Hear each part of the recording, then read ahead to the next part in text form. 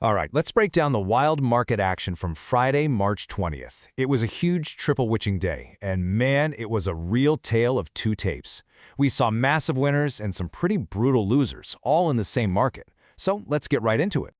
I mean, just look at this. On one side of the market, you've got the energy giant ExxonMobil absolutely roaring to a brand new all-time high. And then, on the other side, you have Micron Technology, a semiconductor heavyweight, just in a complete freefall, down over 8% in only 3 days.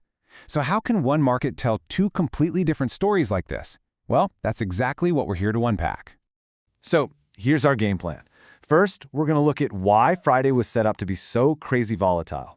Then, we'll dive into the winner's circle with the energy sector, and, of course, visit the loser's corner to see what happened with tech.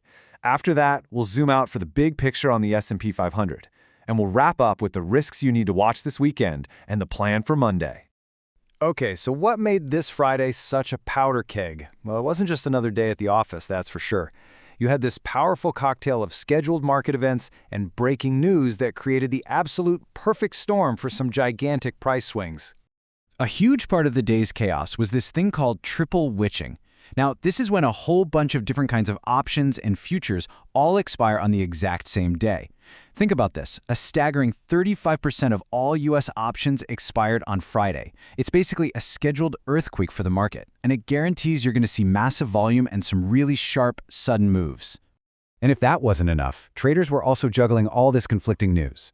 You had a headline about a potential de-escalation from Israel, but at the same time, Iran was still making moves in the Gulf. You had economic data that was screaming stagflation, and on top of it all, the S&P 500 was rebalancing, forcing huge institutions to move their money around. It was just the perfect recipe for a chaotic day. But, amid all that chaos, one sector stood tall as the clear, undeniable winner. While pretty much the rest of the market was bleeding red, energy was a beautiful sea of green. And one name in particular, well, it made history. Just look at that number. $159.67. That wasn't just a good day for ExxonMobil. That was its new all-time high closing price. To hit a new peak when the rest of the market is tanking? Wow, that is a massive flashing sign of strength. And this chart just lays it out perfectly. While the S&P 500 ETF, that's SPY, was down a pretty steep 1.7%, ExxonMobil was up almost a full percent. This shows you it wasn't just a stock going up randomly. It was acting as a powerful hedge against the entire market falling apart. So what's the big lesson here? It's simple, but it's so important. In an environment like this, with inflation worries and geopolitical tension, energy stops being just another sector. It becomes your hedge. It's your portfolio's insurance policy. And Friday's action was a masterclass in that principle. All right, let's flip the coin now. Let's head over to the other side of the tape and see the other side of this story, which was a whole lot more painful, especially for the tech sector. And I mean, it was brutal. This was a broad sell-off across the biggest names in tech. And it all boils down to this. Those fears of stagflation and a hawkish Fed, which means higher interest rates, they make all those amazing future profits that tech companies promise feel a lot less valuable today. That forces a painful repricing of these stocks, and that's exactly what we watched happen. To really see how quickly things went south, let's use Palantir as a case study. Going into Friday morning, the technical setup looked absolutely beautiful.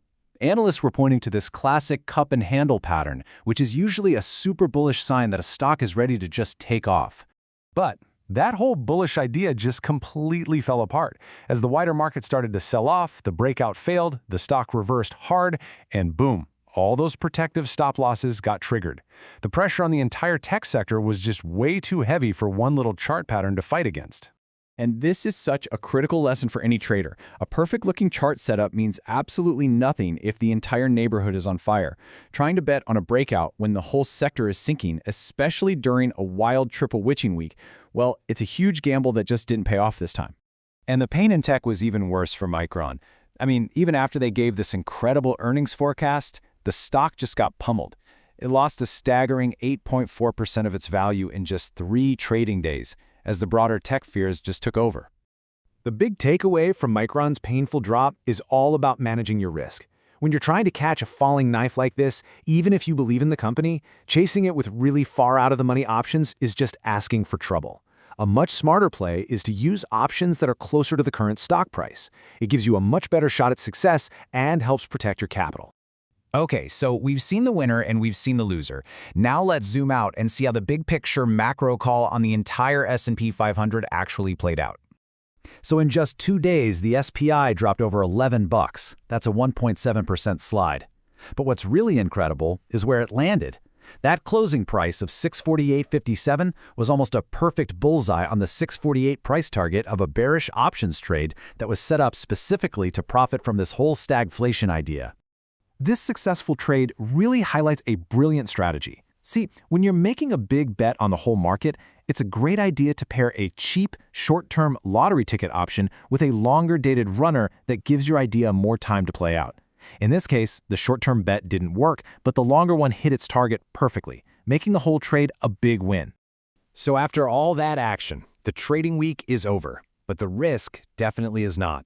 The weekend brings a whole new level of uncertainty. So let's talk about the game plan for when that opening bell rings on Monday. Okay, the plan for Monday is super clear and actionable. Number 1, watch the news like a hawk for any talk of a ceasefire because that would hit the energy trade. Number 2, take some money off the table. Close half of that winning SPY trade. Number 3, cut your losses. Get out of the losing Palantir trade completely. And number 4, adjust your Micron position, roll it out to a later date and a lower price to give it a better chance. And that really leaves us with the final, crucial question. The market's next big move could honestly depend on a headline that breaks at any moment over the weekend. So knowing that, the question is, how will you prepare to manage that risk come Monday morning?